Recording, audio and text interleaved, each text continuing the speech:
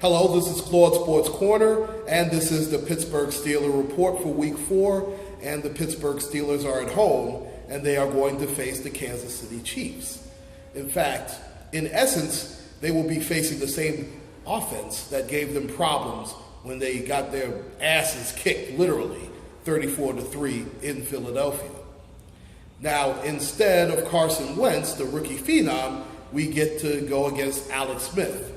Now, the one thing that will go in our favor is Alex Smith does not throw the ball down the field very often, or very well. I must be fair to say that. Now, his receiving core is mediocre at best, but he does have some skill people. Travis Kelce is a top-flight tight end, and Jeremy Maclin is a more than serviceable receiver.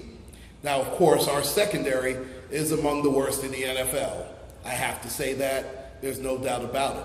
But the bigger problem was both of our lines, our offensive and defensive lines, were terrible.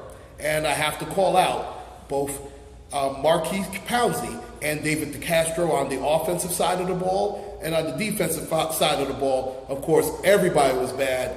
But I'm going to put a little bit of pressure on the rookie Hargrove and also our interior linemen such as Stephon Tuitt and Cameron Hayward. They were terrible. In fact, they were beyond terrible. I understand the whole team was terrible. But like I said, those two, the offensive and defensive lines in particular, were dreadful. We know the secondary is what it is, and maybe the Steelers have to blitz more.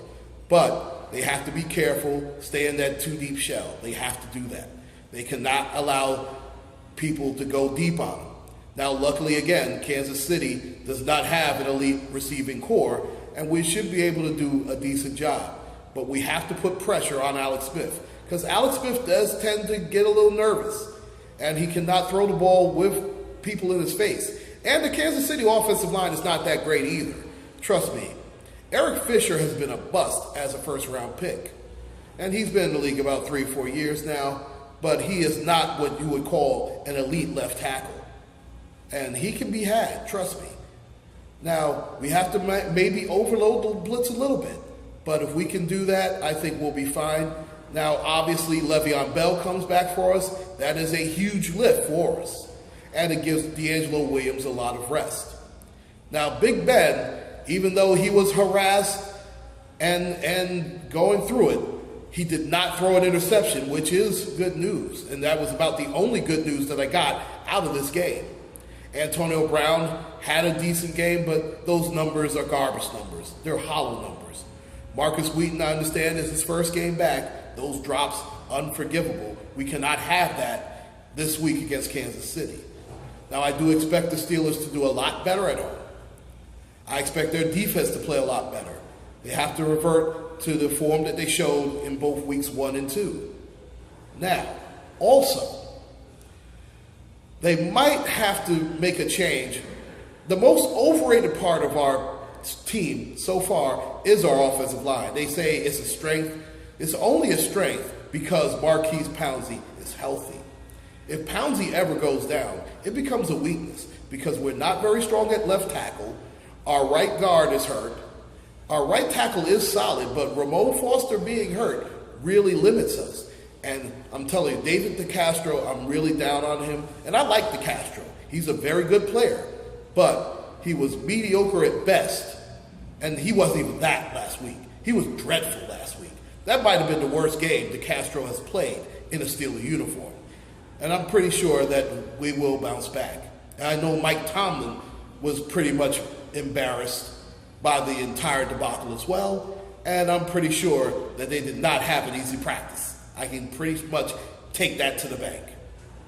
Now, also on the defensive side, our secondary has to tighten it up. Mike Mitchell cannot allow these big plays. And I'm telling you, the poor, shoddy tackling by our linebackers as well is very alarming. I've already told you how I feel about Jarvis Jones. Now, Ryan Shazier, his injury, you have to monitor that. You're going to have to navigate this for the next couple of weeks because we're going to need him against our division rivals, the Baltimore Ravens and the Cincinnati Bengals. There's no doubt about it. So it's all about taking care of business at home. And again, style points do not matter. Let's remember that. That is a mantra of ours. Now, would it be nice to have a dominant performance? Absolutely. Is it necessary? Well, yes and no. It will be necessary as far as our psyche, but as long as we get the W, we'll be fine. Please like and subscribe, ladies and gentlemen. This is Claude Sports Corner. Take care and God bless.